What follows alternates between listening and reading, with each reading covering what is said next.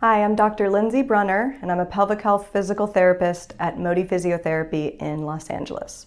Today we're going to talk about how to mobilize a scar after a cesarean section.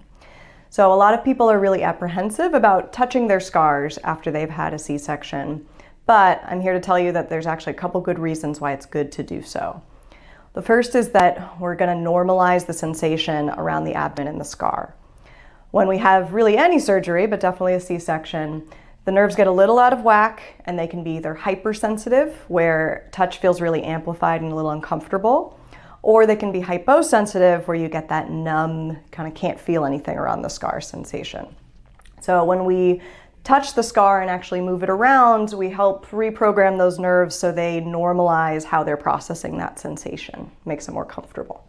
Second reason is that we're going to actually improve the mobility of the scar itself. So when we lay down scar tissue, it can get a little sticky and kind of stick to some of the tissues around it, and when you move, it's not as comfortable.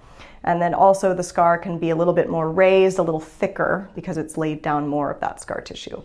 By moving that scar in different directions, kind of stretching it, getting it to move around the abdomen, we're going to improve the actual ability of that scar to move comfortably and to not build up excessive scar tissue.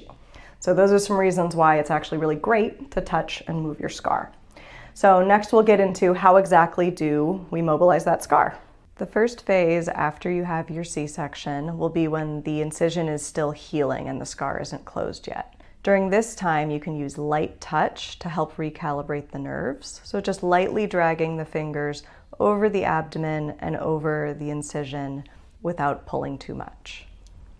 Another technique is to lightly pull the skin and the tissues around the scar without actually pulling at the scar itself. So you can lightly move the belly tissue side to side, up and down, just to give light movement throughout all of those tissues.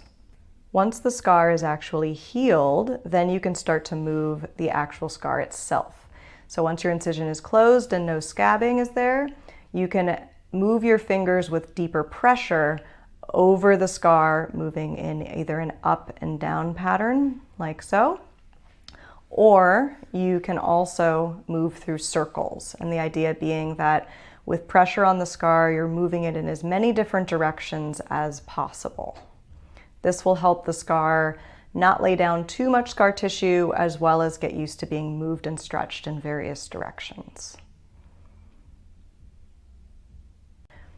The last technique is more of a lift to the scar. So you definitely want your scar to be very well healed while you try this. You'll grip the scar on the top and bottom, and then gently try and lift up and away, almost like you're trying to lightly pinch the skin and lift that scar away from your body. You want to do this along the entire length of the scar, and this will help make sure that if the scar is sticking to any areas surrounding it, that you're kind of giving it a lift and moving it away. So that's how you can mobilize your scar after you have a C-section. The techniques I showed you, you can do 1 to 2 times a day and to your comfort level. Usually a minute or so is fine. You can do a little more if that feels good. Great time to do it is after you've gotten out of the shower or bath, when you're already unclothed and you're already probably putting on some lotion or cream. To do those scar mobilizations, you can use any fairly neutral lotion or oil, and that will give a little bit of moisture to the scar and the surrounding area, as well as reducing some of the friction as you're doing more of the pressure techniques. Thanks for watching.